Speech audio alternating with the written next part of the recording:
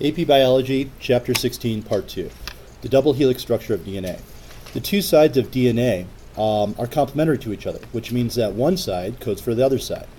A always binds with T. Adenine, which is a nitrogenous base, has nitrogen in the molecule, is going to hydrogen bond with a thymine. Guanine always binds with a cytosine. If you remember from a previous class, the purines are the nitrogen bases that are adenine and guanine. The pyrimidines are cytosine, uracil, and thymine. The purines always bind with the pyrimidines using a hydrogen bond. The reason why hydrogen bonds are important is because they're easy to break, and we're going to need to get at those codes when we need to make proteins in the process of transcription and translation, which is discussed in Chapter 17. The sides of the DNA double helix are held together tightly by covalent bonds, and they're made up of sugars and phosphates. It just repeats sugar, phosphate, sugar, phosphate. If you take a look here, we have the phosphate of one nucleotide, which is composed of a sugar, a phosphate, and a nitrogenous base, connected to another sugar on another nucleotide. Now remember, we have a special name for the covalent bond that connects the phosphate with the sugar. That's called a phosphodiester linkage in DNA, and that was discussed in Chapter 5. At this time, we're going to get some notes on the basic information about DNA. At this time, we're going to take some notes about the general structure of DNA. Let's go ahead and start by drawing a general nucleotide, which are the monomers. We have a phosphate and sugar that will make up the backbone, and a nitrogen base hanging off the end. Let's go ahead and add to our notes that the sugar and phosphate make up the DNA backbone. It's not a real backbone. It's the chemical structure's backbone, or the sides.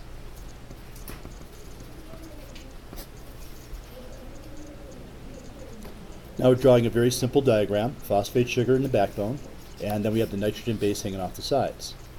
The nitrogen base sequences code for proteins.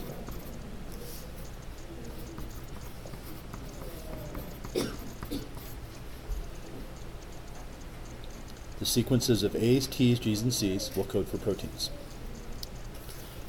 Then we have the two sides of our double helix. We have one side, two sides in DNA. One side runs in one direction, the other side runs in the opposite direction. This is called anti-parallel, and the two sides go in opposite directions. Pause at this time if you need to copy this down. There's a weak bond holding the thymine and adenine together called a hydrogen bond. The reason why that's useful, it's easy to break when you're trying to read the codes to make proteins. The bonds that hold the nucleotides together is a type of covalent bond called a phosphodiester bond. One side coding for the other side is called complementary, which means it's easier to fix mistakes if you have one side that can be read in order to fill in any kind of mistakes or mutations to the DNA.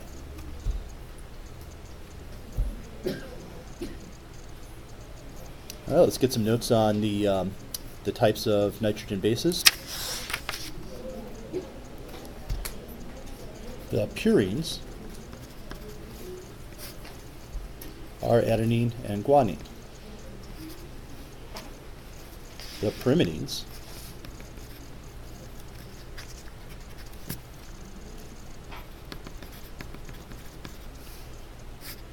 are cytosine, uracil, and thymine.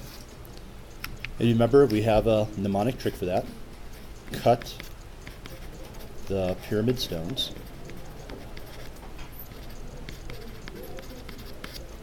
And AG, we have attorney generals are pure.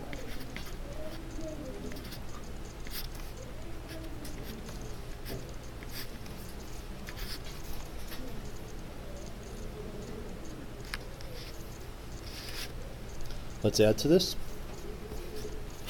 A purine always binds with the pyrimidine.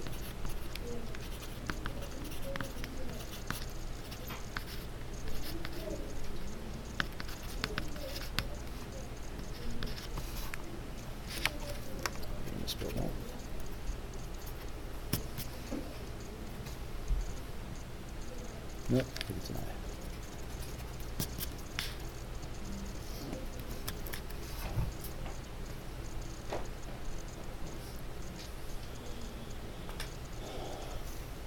And let's make ourselves one more little note here. Let's put this at the top.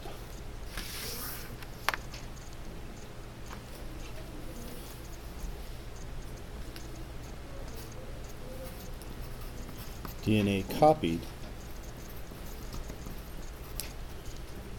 during replication.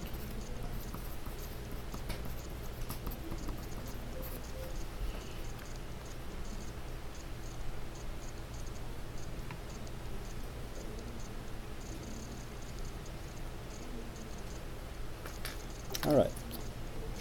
One more thing at the bottom. DNA has a double helix. Let's make this capital letters.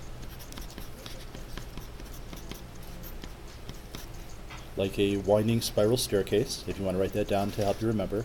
If you ever see those winding spiral staircases, that's kind of what DNA looks like.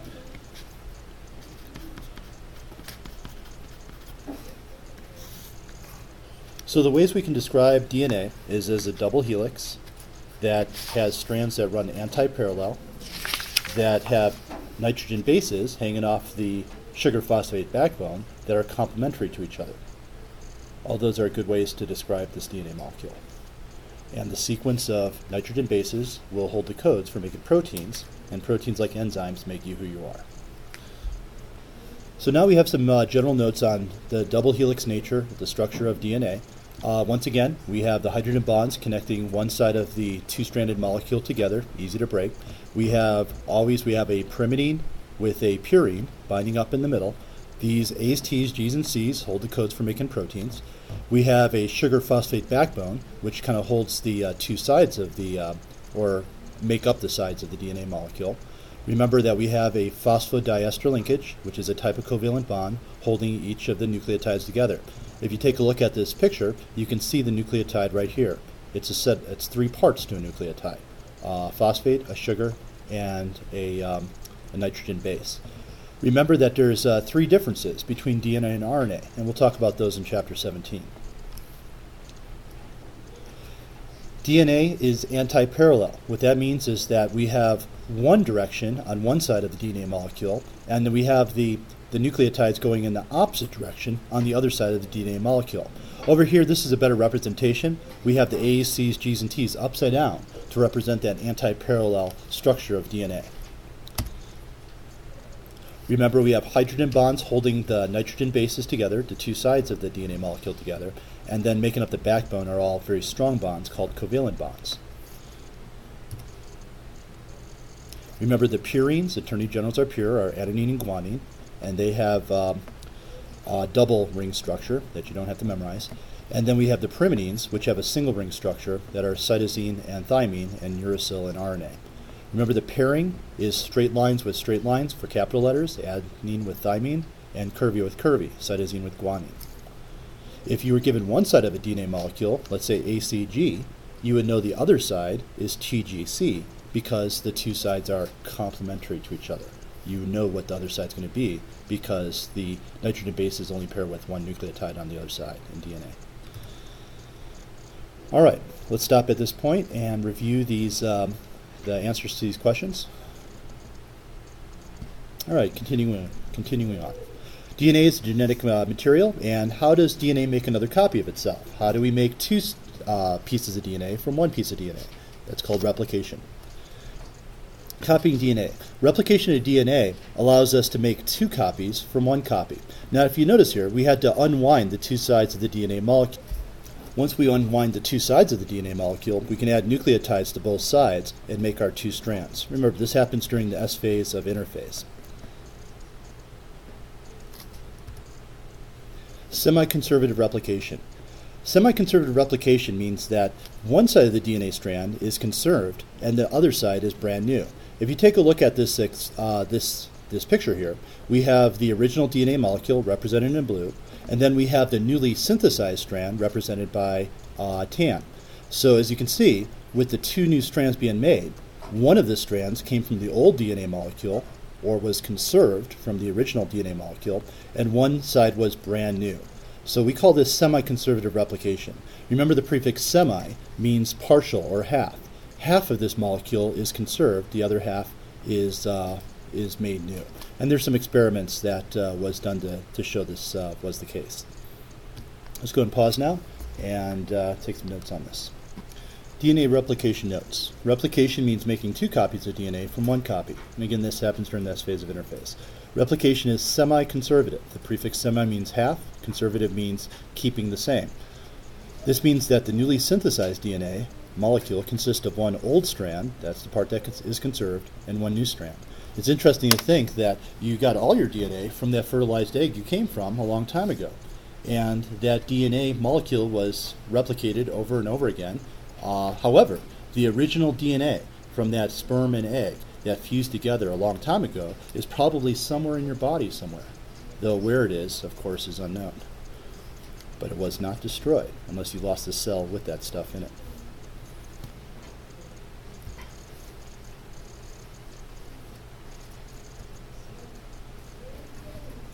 DNA replication.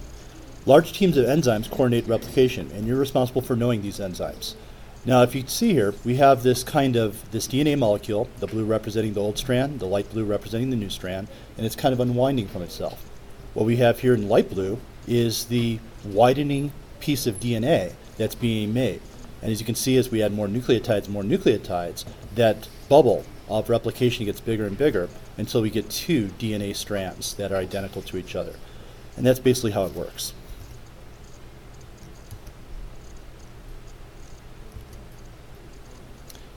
The first enzyme that we're going to talk about is called helicase. You can think of it as unwinding the double helix. Remember that an enzyme has an ACE ending.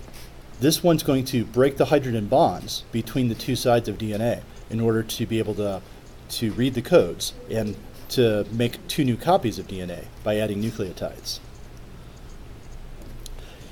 Now we have some new terms. We have a leading strand and a lagging strand. The leading strand is located right here. If you take a look here, this light pink represents an enzyme called DNA polymerase, which is adding nucleotides, adding those nitrogen bases and sugar and phosphates. The nucleotides are being added toward this little fork in the road. Over here we have the unwinding of the 2 sides of DNA. This area where we have the 2 sides separated from each other is called a replication fork. The nucleotides added toward the replication fork are called the leading strand. This is the leading strand going toward the replication fork. The lagging strand is the DNA strand being made away from the replication fork. Now there's going to be a problem with the lagging strand. As you have DNA only working in one direction, you're going to have little breaks that form in the lagging strand that need to be filled in later. These breaks are going to be formed, welded together by an enzyme called ligase, which will be filling in the nucleotides that are missing. You should know that the continuously made strand of DNA is the leading strand, not the lagging strand. Here we have the Okazaki fragments forming in the lagging strand that we need to fill in with nucleotides later. The 3' and 5' refer to the number of carbons in the DNA nucleotides. That's not going to be talked about right now.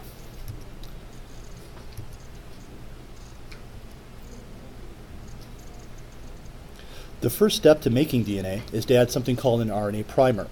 This RNA primer is added with an enzyme called primase. Easy to remember because primer, primase sound very similar. We're going to have to get rid of this RNA primer later, but the first step to making DNA is to add this little RNA primer. All right, let's go and pause at this time and copy this down in your notes. All right, after you get done copying this into your notes, we have a picture to draw. What I need you to do is use a fresh sheet of paper and draw this picture, labeling all the parts. This ends part 2 of your notes on Chapter 16, DNA replication.